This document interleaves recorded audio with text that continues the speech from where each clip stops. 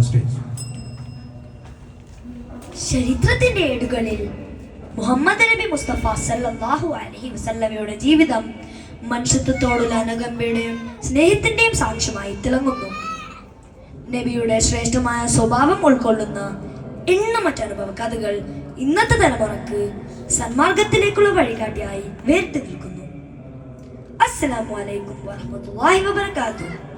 അഭിവന്ദ്യരായ ഉസ്താദുമാരെ, വേദിയിലിരിക്കുന്ന ബഹുമാന്യരെ, അന്ധകാരത്തിലാഴ്ന്നുപോയ ജനതയ്ക്ക് മുന്നിൽ നേരിന്റെയും നന്മയുടെയും വെളിച്ചം തുറന്നുകൊണ്ട് ഭൂജാതനായ പ്രവാചകൻ മുഹമ്മദ് നബി സല്ലല്ലാഹു അലൈഹി വസല്ലമയുടെ ജീവിതത്തിൽ നിന്നെടുത്ത ഒരേട് ഈ വിനീതൻ നിങ്ങൾക്ക് മുമ്പിൽ അവതരിപ്പിക്കുകയാണ്.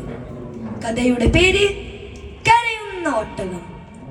ഒരു ദിവസം നബി സല്ലല്ലാഹു അലൈഹി വസല്ലമ സഹാബിയിൽ ഒരാളെ കാണാൻ വീട്ടിൽ നിന്ന് പുറപ്പെട്ടു. മദീനയുടെ നിരത്തിലൂടെ നടന്ന് നബി സല്ലല്ലാഹു അലൈഹി വസല്ലമ ഒരു ഈത്തപ്പഴ തോട്ടത്തിനടുത്തെത്തി. അദ്ദേഹം തോട്ടത്തിലേക്ക് കടന്നു. അവിടെ ഒരു മരച്ചുവട്ടിൽ ഒരു മനുഷ്യൻ വിശ്രമിക്കുന്നുണ്ടായിരുന്നു. നബിയുടെ സഹാബികൾ അവിടെ എവിടെയായി നിൽപ്പുണ്ടായിരുന്നു.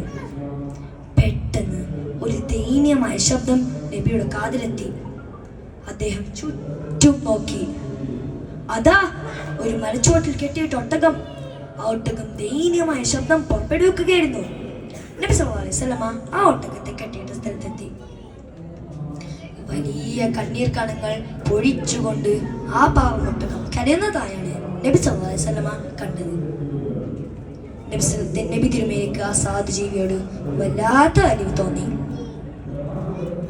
ഒട്ടകം വളരെ മെലിഞ്ഞിരിക്കുന്നതും നബി സല്ലല്ലാഹു അലൈഹി വസല്ലമ ശ്രദ്ധിച്ചു.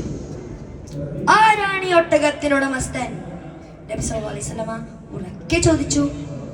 ഞാനാണ് നബിയെ, മരച്ചോട്ടിലിരുന്ന മനുഷ്യൻ പറഞ്ഞു. നിങ്ങൾ ഈ ഒട്ടകത്തിനോട് വല്ലാത്ത ക്രൂരത കാണിച്ചല്ലോ. കഠിനാധ്വാനം ചെയ്യിപ്പിച്ച് വേണ്ട പോലെ ഭക്ഷണവും വെള്ളവും നിങ്ങൾ ഇതിന് കൊടുക്കുന്നില്ലല്ലോ.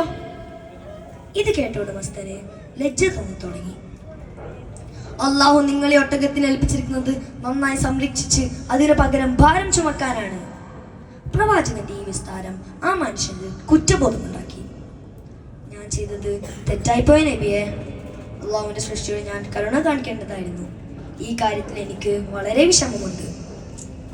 കൂട്ടുകാരെ, അള്ളാഹുവിന്റെ എല്ലാ സൃഷ്ടിയും വിലപ്പെട്ടതാണ്. ഒന്നിനെയും നമ്മൾ വാക്കുകൊണ്ടോ പ്രവൃത്തി കൊണ്ടോ വേദനിപ്പിക്കരുത്. അത് അവരിൽ വിഷമമുണ്ടാക്കും. അതിനേക്കാൾ അള്ളാഹു സുബ്ഹാനഹു വ തആലയിൽ വളരെ വിഷമമുണ്ടാക്കും. സത്യവും അസത്യവും ഘോരം ഏറ്റുമുട്ടുന്ന ഈ കാലഘട്ടത്തിൽ കുഞ്ഞുങ്ങളായി നമുക്ക് നബി സല്ലല്ലാഹു അലൈഹി വസല്ലം നൽകിയ പാഠം ഉൾക്കൊണ്ട് എല്ലാവരോടും കരുണയുള്ളവരായിരിക്കാം. അള്ളാഹു നമ്മളെല്ലാവരും സൽപാതയിൽ നയിക്കട്ടെ എന്ന് ദുആ ചെയ്തുകൊണ്ട് ഞാൻ നിർത്തുന്നു. അസ്സലാമു അലൈക്കും വറഹ്മത്തുള്ളാഹി വബറകാതുഹു.